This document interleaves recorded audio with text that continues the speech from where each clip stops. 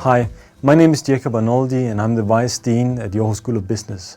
And today I'm going to tell you about the financial crisis and the complexity of its causes.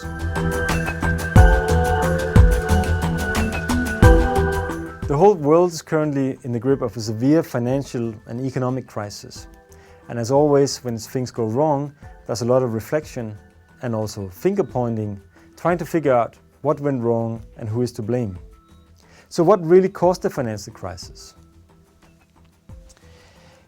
Well, first of all, it's difficult to point to just one singular cause, such as lax lending standards in the American mortgage market, highly leveraged credit derivatives, faulty regulation, or some of the risk management techniques which are used and which might create moral hazards in markets. It's perhaps better to say that all of these and several other factors have combined, setting on a whole series of severe and unintended consequences in the financial system and the world economy.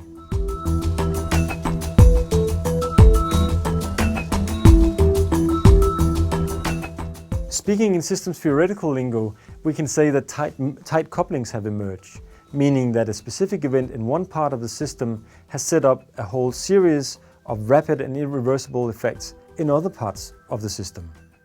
Parts of the system which were thought to be insulated and unaffected by such events occurring. In this sense, we can say that the financial system is no different than some of the other complex machines that mankind has created, such as nuclear power plants or airplanes.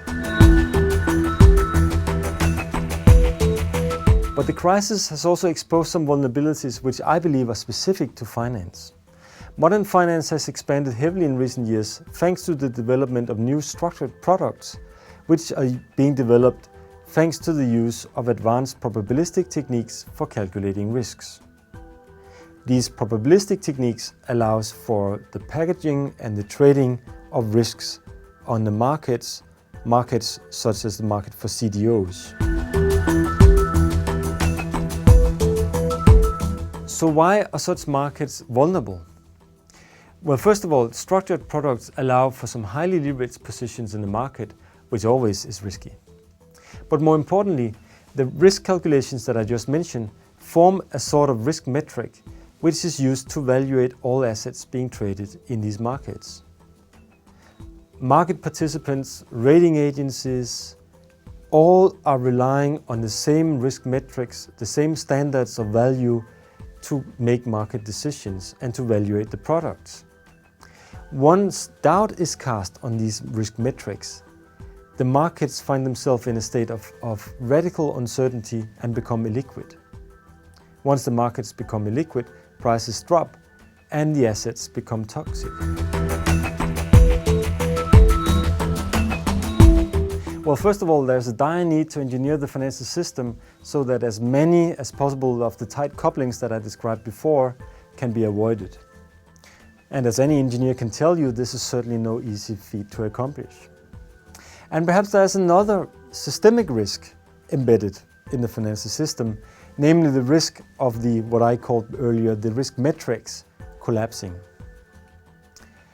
The worst thing that can befall a financial system is radical uncertainty.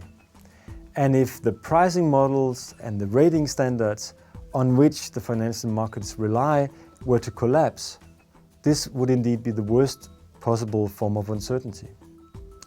Imagine, as an illustrative example, that some of the leading actuaries working at the biggest insurance companies around the world suddenly were to realize that the models they use for pricing insurance premiums were faulty and not really working.